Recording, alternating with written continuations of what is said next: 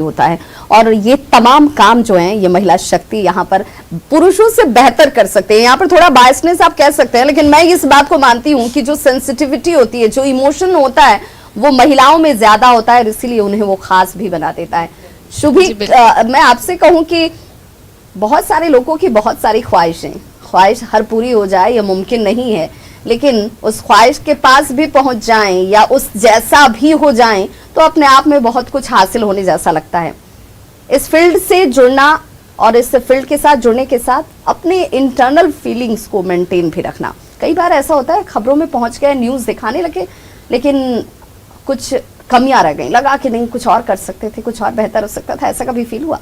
वाकई कई दफ़े ऐसा होता है जब हम बुलेटिन्स पढ़ते हैं, उस दौरान कई ऐसी खबरें आती हैं जिसमें ऐसा इमोशंस होता है, किसी का निधन हो गया या कुछ ऐसे विमेन रिलेटेड इश्यूज आती हैं, कुछ ऐसी खबरें आती हैं, तो उस वक्त ऐसा लगता है कि वो अंदर से खुद को झकझोर रहा है और उस दरमियान लोगों तक उन बातों को रखना और बिल्कुल सही ढंग से रखना, जिस तरीके से हम एक इन्फॉर्मेशन देने का काम करते हैं, ये एक समाज के लिए ही काम है, तो इन्फॉर्मेशन भी पूरी तरीके से जाए। हमें अपने इमोशंस को कंट्रोल करते हुए उन बातों को दर्शकों तक पहुंचाना है, तो ये तमाम बातें हमें समझनी पड़ती है, खुद को समझानी पड़ती है। और चाहे आपके मन में किसी तरह की भी फीलिंग्स क्यों ना हो, उन फीलिंग्स को अपने अंदर दबाकर और तब दर्शकों तक उन बातों को पहुंचाना है, ये एक बहुत ही अहम जिम्मेदारी है। बिल्कुल, कितना चैलेंजिंग होगा। देखिए, आपको अगर हंसने का मन करे तो आप हंस सकते हैं, अगर आपको रोने का मन करे तो आप रो सकते हैं, लेकिन जब आपको पता हो कि आप एक ऐसे स्क्रीन पर मौजूद हैं जहां पर आपको खबरों को दिखाते समय खुद वो दर्द महसूस हो रहा है, लेकिन आप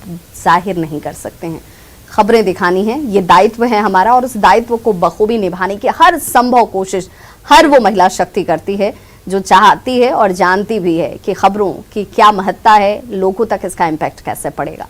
समाज में बहुत सारे ऐसे वर्ग हैं जो कि हाशिए पर हैं। हमें पता है कि हम उनकी स्टोरीज़ को जब आप तक लेकर पहुंचते हैं तो वो स्टोरीज़ जो होती हैं उनके लिए भले उस पीढ़ी के काम ना आ पाएं, लेकिन उनके जैसे उनके बीच रहने वाले दूसरे लोगों के लिए बहुत बड़ा काम कर जाती हैं। मुसहर जाति की हम बात करेंगे और आपको दिखाएंगे कि मुसहर जाति का उत्थान करने वाली और उनके ही जीवन को रंगों से भरने वाली, जी हाँ, सुधा वर्गीस आज किसी भी परिचय की मोहताज नहीं है।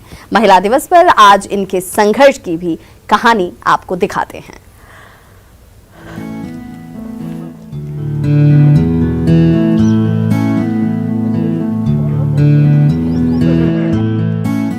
आज से करीब 55-56 साल पहले बिहार में केरल की एक ऐसी महिला को भेजा गया जिसका दायित्व एक कॉन्वेंट स्कूल में काम करना था। लेकिन पहली बार बिहार आई सुधा वर्गीस नामक इस कैथोलिक नन को बिहार के समाज में व्याप्त भेदभाव और गरीबी ने इस कदर झकझोर दिया कि उन्होंने अपनी सुख सुविधाओं को भूलकर बिहार में मुसहर समाज के उत्थान के लिए सारा जीवन लगा दिया। छात्राओं को शिक्षित करने से लेकर आर्थिक रूप से कमजोर मुसहर समाज के जीवन स्तर को सुधारने में सुधा वर्गीस को ना जाने कितनी मुश्किलों का सामना करना पड़ा। यानी नारी की आवाज, इसके पीछे पर्पस क्या था? पर्पस कि यही था कि नारी का आवाज को और बुलंद करना है। तो ये हम नारी गुंजन शुरू किए हैं 1987 में। उस समय का स्थिति कुछ अलग था, तो हम तय किया कि इन लोगों के साथ काम करके सबसे पहले इनको अवगत कराना है कि तुम्हारा कितना हक अधिकार माना जाता है या तुम्हारा हक अधिकार का हनन हो रहा है। तो उसी से हम तय किए संस्था शुरू करेंगे और इन लोगों के साथ काम करेंगे। सुधा वर्गीस पिछले 30 सालों से बिहार में दलितों के उत्थान के लिए काम कर रही हैं। सुधा चाहती हैं कि मुसहर समाज के लोगों के लिए सरकार पहल करें ताकि यह समाज आर्थिक विपन्नता से उबरकर अपने जीविकोपार्जन के माध्यम को खुद को सशक्त बनाए और समाज में अहम हिस्सेदारी भी निभाए। न्यूज़ 18 के लिए पटना से संजय कुमार की रिपोर्ट।